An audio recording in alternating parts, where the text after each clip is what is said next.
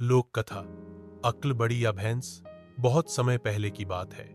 एक गांव में दो अच्छे दोस्त रहते थे, रामू और श्यामू। रामू पढ़ा लिखा था, अक्लमंद और चतुर था। वहीं श्यामू अनपढ़ था, लेकिन उसके पास एक बड़ी सुंदर भैंस थी जिस पर वह बहुत गर्व करता था। एक दिन दोनों में बहस हो गई कि अक्ल बड़ी होती है या भैंस।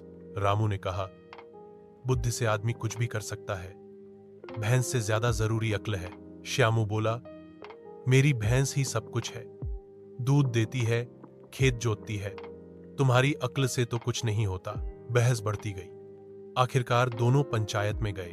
गांव के पंचों ने दोनों की बातें सुनी और फैसला किया कि दोनों को एक परीक्षा देनी चाहिए जिससे पता चले कि कौन ज्यादा काम का है, रामू की अक्ल या श्यामू की भैंस।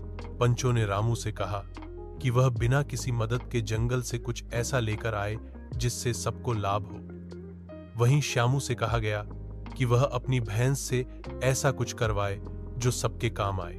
रामू जंगल गया और कुछ झड़ी बूटियां खोज कर लाया। उसने बताया कि ये औषधियां गांव के बीमार लोगों का इलाज कर सकती हैं।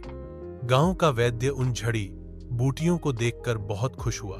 दूसरी ओर श्यामू ने अपनी भैंस से खेत जोतवाया और फिर दूध निकालकर सबको पिलाया। अब पंचों ने कहा, रामू की अक्ल से हम सभी का इलाज हुआ और श्यामू की भैंस से हमें दूध और खेत की उपज मिली। पर जड़ी बूटियां जानने के लिए अक्ल चाहिए और भैंस को चलाने के लिए मेहनत, दोनों ही जरूरी हैं। फिर सबसे बूढ़े पंच ने कहा, अक्ल बड़ी भी है और भैंस भी जरूरी है, लेकिन अगर भैंस को सही दिशा में चलाना है तो अक्ल चाहिए, इसलिए अंत में जीत अक्ल की ही होती है।